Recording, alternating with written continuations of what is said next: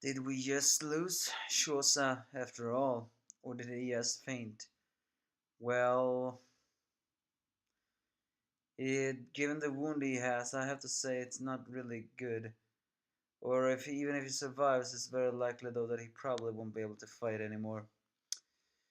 Well, that's a bittersweet moment, especially for someone who has been fighting by the kingdom side since chapter 100, to just suddenly deciding to let him die. Well, who knows really, right?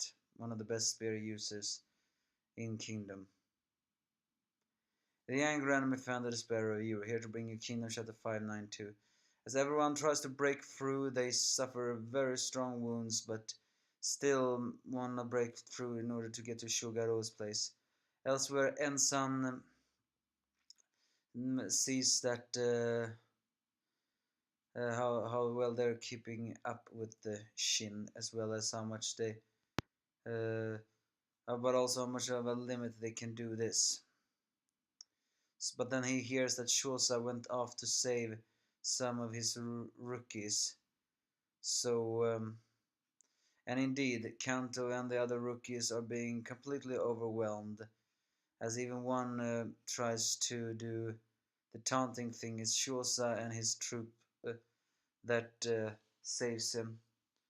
As he all tries to fight as best as he can, he says to them else that they need to fight because they are still surrounded by Sao. So, so even more Sao comes with the intention of wiping it all out.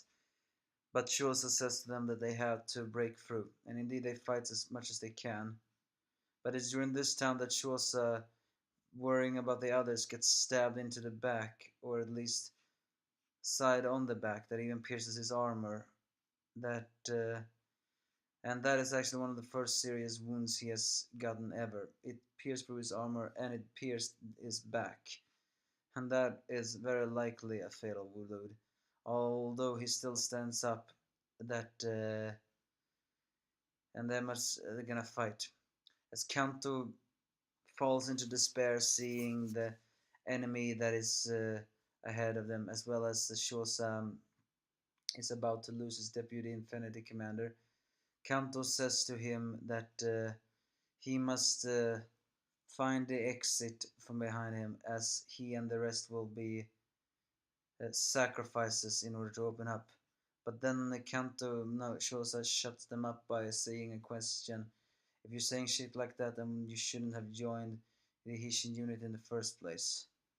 Because I mean, right now they may be having huge amount of sacrifices similar to Dukuyo, but if there's one thing the Hi Shin Unit has always had, it's a camaraderie that means that they don't like to lose their comrades. They accept it because it's war, but that means no one is a sacrifice, and no one is completely worthless. So he says to them that it's perfectly natural for green horse like them to be having trouble. After all, if you think about it, they joined in their most fiercest campaign ever. Um, but they all joined because they wanted to see the same view as Shin. So he doesn't want to hear any one of their noises. And right now he believes his captain is gonna produce a miracle, and that miracle can only happen if we support them. So this is not a place for them to die. This is a place for them to fight.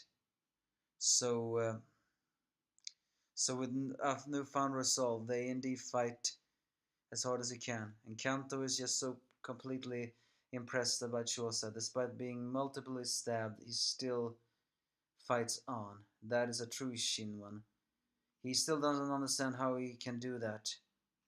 But he does a little bit, maybe a little bit questions that this is exactly just how badass a Hi Shin commander is.